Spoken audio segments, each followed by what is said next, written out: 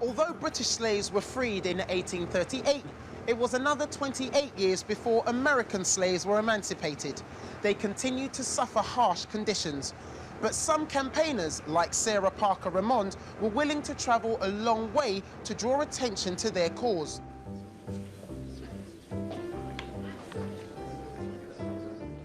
My name is Sarah Parker Remond, and I'm from Salem, Massachusetts, in America. I was born there in 1826, and there were 8 children in our family. We were not poor, but my parents could only afford to give us a limited education. This made me sad because I wanted to learn. I really wanted to be a doctor when I grew up. In America, I am treated differently because of the color of my skin. I am a second-class citizen. Just a few years ago, I was refused a seat at the opera. I had paid for my ticket just like everybody else, but I was thrown out of the theater simply because I was black.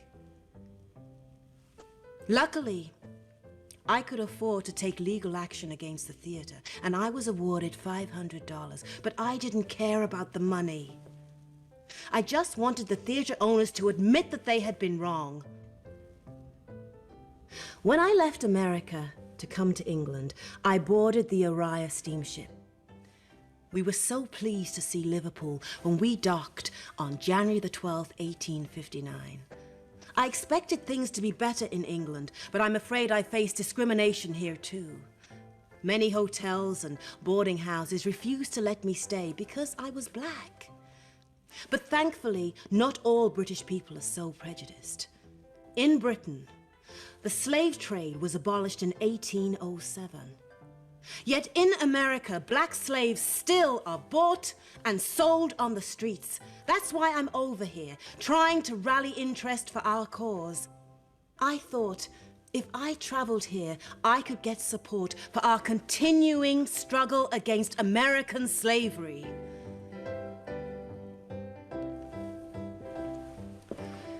In the 4 years that I've been in Britain, I've delivered around 40 lectures like that across England, Scotland, and Ireland.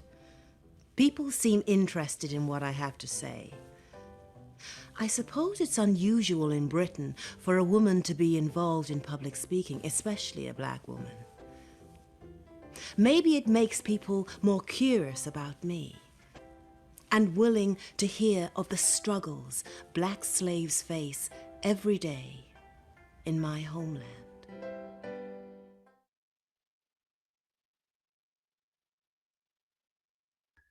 All right, so that was just a bit about Sarah Parker Remond, who is a major part of our series of lectures as sponsored by the Sarah Parker Remond Center.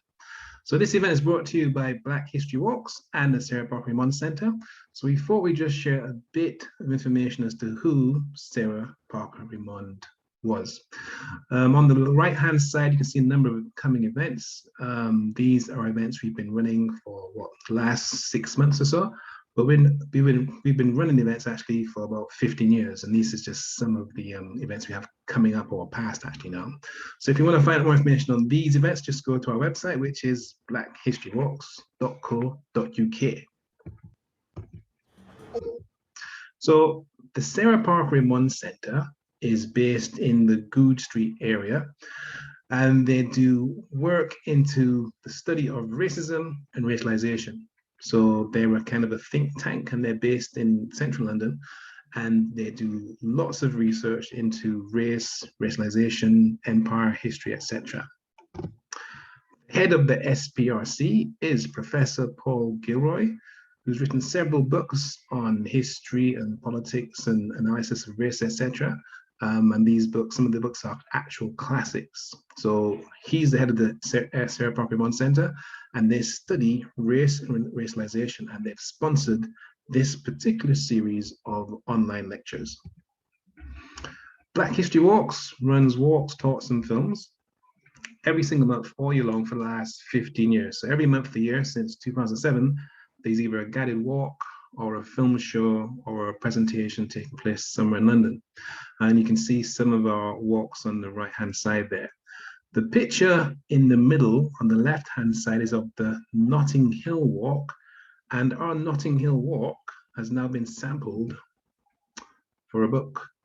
So we took the information from our Notting Hill Walk and in collaboration with Pearson Education, produced a GCSE exam book for use in schools, referencing the Black history in Notting Hill in particular from 1948 to 1970. So in that book, for the first time, you can now study at GCSE about Black British civil rights, about the Mangrove Nine, about Claudia Jones, about partner Susu and Boxand, about Caribbean economic survival systems. It's all in this book from Pearson, which you can purchase online. Well, you can purchase it physically too. And it's basically the first time you're going to have a huge tranche of Black history topics able to be studied at GCSE level with documents, references, photographs, it's all in there. So there's a good 10,000 words of Black history that can be studied at GCSE level that was not there up until the year 2021. I mentioned films. We show our films at the BFI South Bank, normally BFI South Bank, and they happen roughly once a month, normally on a Saturday between 2 and 5 p.m. And we tend to have a Q&A with the film. And we have audiences up to 450 people, and we do it on a regular basis at the BFI South Bank. So the program is called African Odysseys. So if you go to the BFI's website, which is bfi.org.uk, and just search for African Odysseys, you'll see the next set of films listed there. Now, our other book, Black History Walks in London, Volume 1, is a compilation of 2.5 of our Black History Walks around London into a kind of a book form with about 400 pictures and 25 maps, and that will be coming out shortly from Jacaranda Books. But today, we're looking at the book Black Teacher by Darla Gilroy. And to take us through that book, we have Associate Dean Darla Gilroy, who is the daughter of Darla Gilroy, to take us through that book, Black Teacher, which is a classic book. The format's going to be, we're going to hear from Associate Dean Darla Gilroy for about roughly an hour or so, and then we'll take questions at the end. So we'll take questions after she's finished speaking using the chat function. The chat function is at the bottom of your screen. You just type your questions into that chat box and we'll take the questions from the chat box. But we'll do that after the presentation is over. And this session is being recorded for future use, and we'll have it hopefully online in about a week or so. Just have to make sure it's all prim and proper. But it should be online hopefully in about a week or so. Now, Associate Dean Darla Gilroy has a massive and impressive CV covering a long period of time in a number of different areas, but she will take us through the book Black Teacher by her mother, Darla Gilroy, and give us a unique insight into the creation of the book, the intention of the book, and I suppose the reception of the book as well compared to how it was conceived. So without further ado, I'm going to hand over to Associate Dean Darla Gilroy at this moment in time. Over to you, Dean, Associate Dean. Thank you very much, Tony. That's great. And I want to start off by thanking you for inviting me to talk about Black Teacher, a memoir written by my mother, Dr. Darla Gilroy. And it's great, actually, the book has been republished this year, and it's great that there's been so much interest in the reprinted Black Teacher. So I'm just going to share my screen with you. And then I will be able to begin my presentation. Okay, so I hope everybody can see the screen. Yeah, all good to go. Fantastic. I wanted to start off really by talking a bit about the book and about Darla's achievements. Black Teacher is the story of Darla's experiences of coming to Britain in 1952 and overcoming the very overt racial discrimination that she encountered as she forges a career in education, first as a classroom teacher and then rising to become Camden's first Black head teacher in 1969. A key theme in the book is identity, and it describes her journey to redefine herself as a Black woman in a white space. She studied child development and then psychology at the University of London. She married a white Englishman in the 1950s, raised 2 mixed-race children, held posts on the UK Race Relations Board from 1966 to 1972, which was set up in response to the Race Relations Act, the first legislation around racial equality, introduced in Britain in 1965. She gained an MA in education in 1980 before moving from her role as a head teacher to the Institute of Education as a consultant and researcher, and obtained her PhD in counselling psychology in 1986.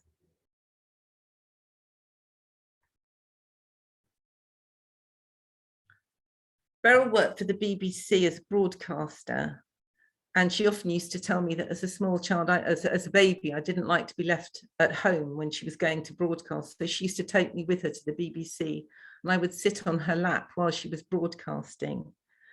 But as well as her memoir, Black Teacher, published in 1976, she wrote poetry, essays, and fiction, such as the prize-winning Frangipani House, which you can see on the left of the screen, published in 1986, and Boy Sandwich, published in 1989, and In Praise of Love and Children, which was published in 1996, although it was actually written in 1959.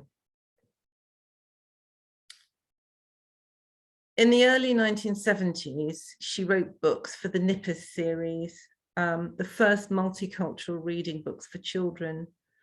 Many of the stories in the Nippers series were inspired by real life experiences of children in her class from minority ethnic communities, most of whom had recently arrived in Britain.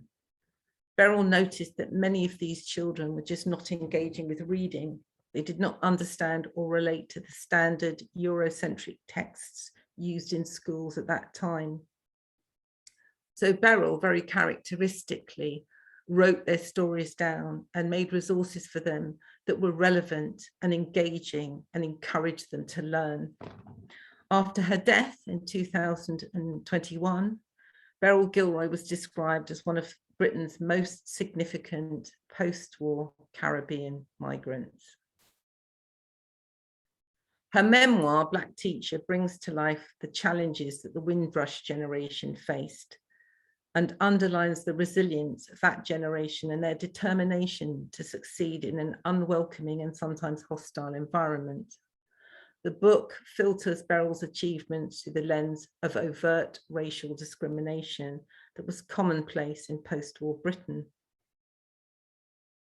But more than that, the book for me is about my mother's attempt to understand those that sought so desperately to diminish her and to try to imprint her with a narrow view of Englishness in order for her to be tolerated, which many of us will find shocking and unrecognizable in today's multicultural Britain.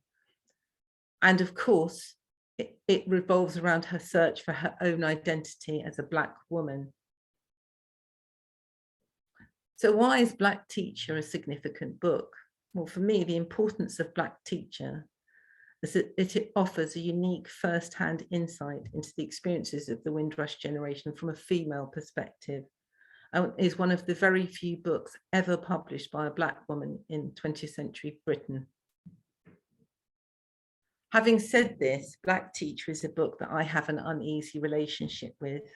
There is something disquieting about reading about events that you've witnessed from the perspective of a child and that you know so well, written about by someone who you are inextricably bound to as your mother. And I still find it a very difficult book to read sometimes. Many of those events are now slipping away from me and becoming less about my mother's life and more about representing historical moments in time. The book fills me with hope and despair in equal measures. Whilst it reflects a particular moment in time in the history of the migration into Britain of many of Beryl's experiences that are located in a post-war colonial monocultural landscape, elements of her story still resonate with us today. Othering, search for identity and intersectionality. As I said, the book was first published in 1976, 7 years after my mother became Camden's first Black head teacher at Beckford School in West Hampstead, and within a year of my father's very sudden death, which left her in an exposed and vulnerable position, both personally and professionally, and in a difficult emotional place, when the glare of the media was upon her as a result of the publication of her memoir. The book was republished in 1998, when Beryl wrote, "In the tradition of Black women who write to come to terms with their trauma, or alternatively to understand the nature of their elemental oppression, I wrote to redefine myself and put the record straight."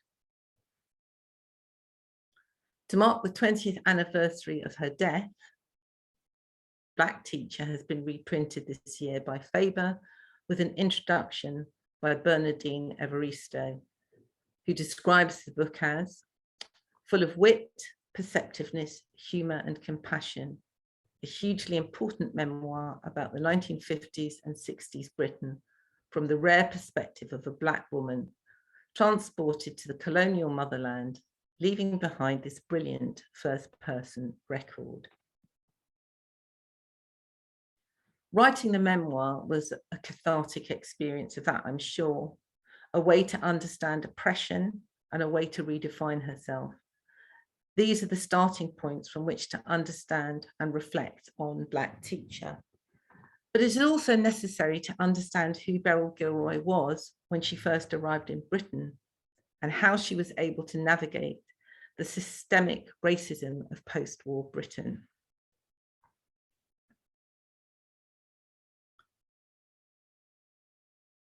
So this is a picture. This is one of my favorite pictures of my mother. It was, I think, taken when she was 18 and she was finishing her education in Guyana. So she was born in 1924 in British Guyana, the only English-speaking country in South America. So Guyana is geographically part of South America, but culturally part of the Caribbean. British Guyana was still at that point a British colony and didn't gain independence until 1970. So she grew up very much as a child of the British Empire. She lived in Skeldon-Babis, a small town in eastern coastal Guyana on the estuary of the Corentyne River on the borders with Suriname. And as children, stories of the Corentyne River featured very heavily in our lives as children. She used to tell us all these amazing stories about living on the Corentyne River. Her village was at the end of one of the county roads, which she always described as pretty remote. So she was very definitely a country girl. Her father died when she was a very young child, and she was brought up in a large extended family. Her mother was one of 13. And she grew up under the watchful eye of her grandparents, and she had a very close relationship with them. As the youngest grandchild, she was perceived to be her grandfather's favourite. So she learned quite early on how to navigate difficult people and difficult situations within her own family dynamic. And these were very definitely skills that she brought with her to Britain. She always used to say, "It's not your parents, but your position in the family that determines your future." And for her, there was definitely a lot of truth in that. She was encouraged to be independent and free-spirited and brought up to appreciate the natural world. Her grandmother was a herbalist, and so she knew a lot about the medicinal properties of plants. And again, that's something that we always grew up with as children, which is extremely unusual at that time. Beryl was a voracious reader and described her family as literate, and privileged because of the access to books that she had. She was academic, she was bright, and in 1943, when she was 19, and here she is as a 19-year-old, she moved to the capital, Georgetown, to further her education and obtain her teaching diploma at the Government Training College. And this is a very rare photograph of Beryl Gilroy, actually at the Government Training College in Georgetown, teaching a class of children outside. Between 1946 and 51, she taught at the Urban School, British Guyana, and then started to work for UNICEF in their food program for the disadvantaged. Here, she developed a lifelong interest in nutrition and the connection between nutrition and the ability of children to learn. She always wanted to escape the gaze of her large, extended family, which she found stifling. She always said that with numerous aunts and uncles and cousins and relatives, that she couldn't do anything without her family knowing about it. And I think she found that very, very difficult sometimes. And like most women of her generation, when she reached her early 20s, her family decided that it was time for her to marry. A suitable match was made and she became engaged to a young man back in British Guyana. But Beryl had other ideas. She was determined to experience life beyond Guyana. There was always a restlessness in her, which she expressed in her work, always looking to achieve more and to find out more. And I think that restlessness encouraged her to think about life outside of Guyana. So she made a counteroffer to her grandfather, and she asked him if she could come to England and finish her education by studying child development at the University of London. Once her studies were complete, she promised to return to Guyana, settle down, and get married. But at this point, she already had other ideas. She'd obtained a commitment from UNICEF to employ her on their World Food Programme once she graduated. So she didn't come to Britain with the intention of staying or answering the call to rebuild the mother country after the war. There is an element of bravery about her and heroism about a young woman who travelled all the way from England to England alone, leaving her family behind to seek new opportunities. And this is Beryl Gilroy shortly after she arrived in Trafalgar Square in London. So when Beryl arrived in 1952, Britain had started to see a decline of the empire. The Empire Day was still celebrated by millions to demonstrate the pride in being part of the British Empire. Yes, she was a product of the empire, but she arrived as a confident, self-assured, skilled young woman that came from a community of successful and valued Black people. And she fully expected to be valued when she arrived in Britain. Untouched by the war, she was shocked by how impoverished people were in Britain at that time. Rationing was still in place, and she arrived with jeans and silk stockings and makeup and perfume and all the things that had been sent to her by her family in America. So just by virtue of her ethnicity and her appearance, people noticed her. She became very, very visible.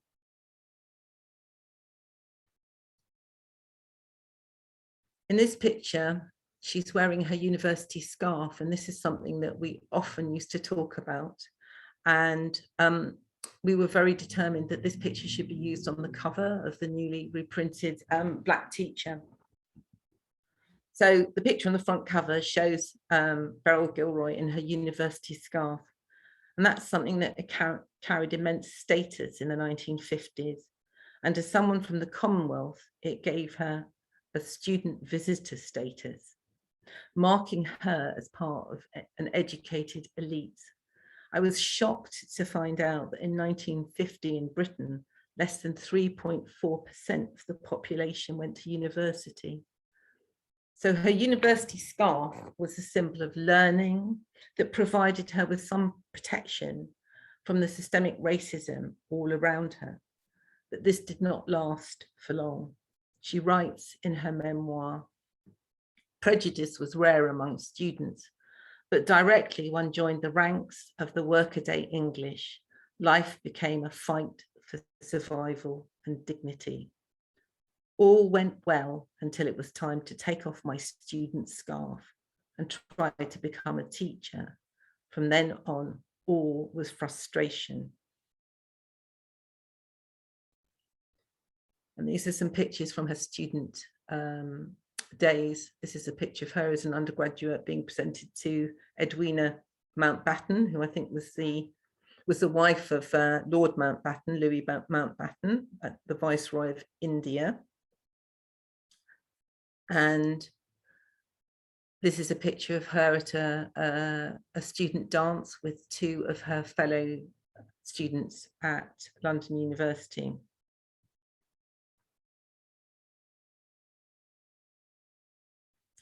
Although the book starts in the present, it quickly reverts to the point at which Beryl graduates. And this is a picture actually of her with two of the people who she writes about in the book. Although highly qualified, she was denied teaching positions due to racial discrimination of the time. She writes in the book about applying for a teaching job in a Catholic school as a regular churchgoer. The priest puts a fatherly hand on Beryl's shoulder and tells her, "You see, it's difficult, my dear. I know you're a good person and a Christian, but I'm sure you're a gifted teacher. But don't let's forget that the children are at an emotional age. And then there's the parents. I'm afraid they just won't accept you. It's hard to imagine a world where it's inconceivable that a Black teacher could teach white children, but that was the world that she was inhabiting. As her resources dwindled, she was forced to look for other work, and this led her to a mail order company in the East End, where she meets Sue, Maeve, Rose, and Hilda, workaday English girls. And she gets a job as a clerk due to her college girl status, which is acknowledged by the head of the company. She befriends Sue, who is a woman riddled with prejudice and hates everyone that isn't from her immediate vicinity. Sue's not being rude, only inquisitive attitude emboldens her to ask patronizing and ignorant questions of Beryl and accept her playful, ridiculous answers. Although they work together for months, when Sue moves away, she asks Beryl not to visit because she doesn't want her new neighbors to see her with a Black person. Disillusioned by her experiences as a clerk, Beryl found a placement through her university student counsellor, described as culturally orientated employment as a lady's maid with the aristocrat Lady Anne. Despite the astonishment of her fellow students, she took up the placement with Lady Anne in her Knightsbridge home. Lady Anne's family served the empire for generations, and her mission was to instill Englishness in her chosen children, as she liked to call them. She introduced Beryl to the nuances of class consciousness in the British aristocracy through the you and non-you categorization of language of the working and middle classes. So you don't say glasses, you say spectacles. Lady Anne had a long list of things that you should and shouldn't say.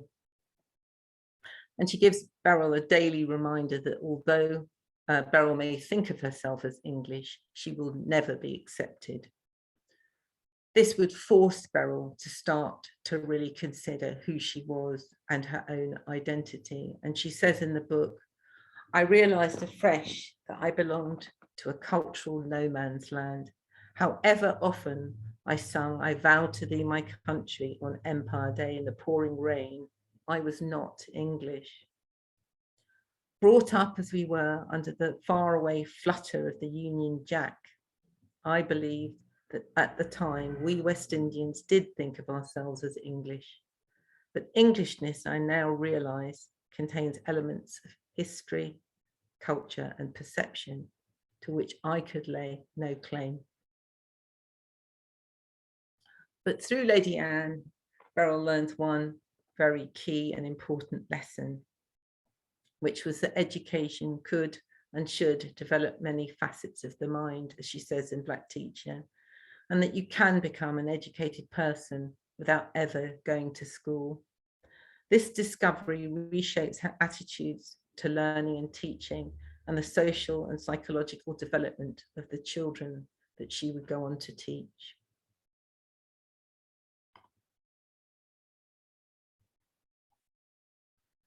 So this is one of my favourite pictures of Beryl, and I always wonder what happened to these little boys. And this is a picture at one of her first supply teacher jobs, again in the East End of London. So eventually Beryl's lucky day arrived.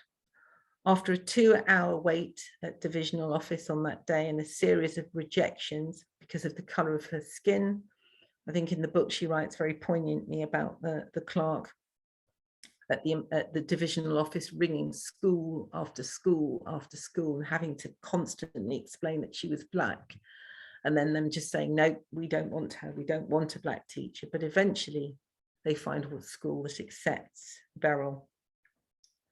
And very poignantly, again in the book, she notes that she was the only teacher Black teacher north of the river. She is sent to the school as a supply teacher, and when she enters the classroom, the children are so frightened by their new Black teacher that they all hide under their desks. For her, life at school continues to be clouded by an obsessive interest in her physical difference, her skin colour, her hair texture, her features. She said of this period, it seemed that no one would forget it, and no one really wanted me to forget it. I was becoming heartily sick of it. She then writes about an incident. So during one particular point, she attempts to rescue a colleague from a wasp that's attacking her. Beryl was made all too aware that rather than being touched by her colleague would have been preferred to be stung by the wasp. The slightest touch from her Black hands was enough to terrorize this woman. Beryl has many more experiences as she moves from school to school as a supply teacher before marrying and having children and moving out of teaching into family life. During these years, she was restless. She missed the children, the noise of the playground, and the hustle and bustle of school.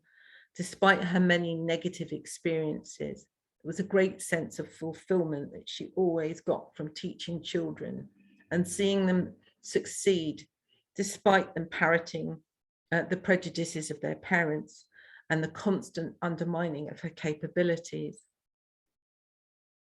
In the period away from teaching, she continued to write. She started a reading group for the affluent North London local parents, and she started a preschool playgroup. Eventually, Beryl returns to teaching, taking a part-time job initially, and then a full-time teaching post, but now in a very different, much more ethnically diverse landscape of the 1960s.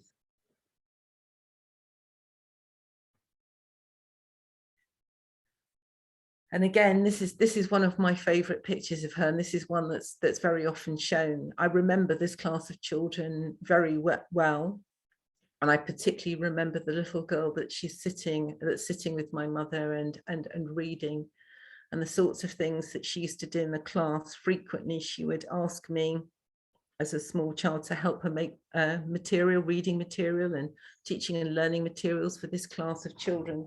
So this is a picture of her at Montham School when she moves up to become a deputy head. So this would have been in 1968. As a gifted, experimental, imaginative teacher, Beryl was now forced to face new challenges and had to consider the different cultural expectations of teaching.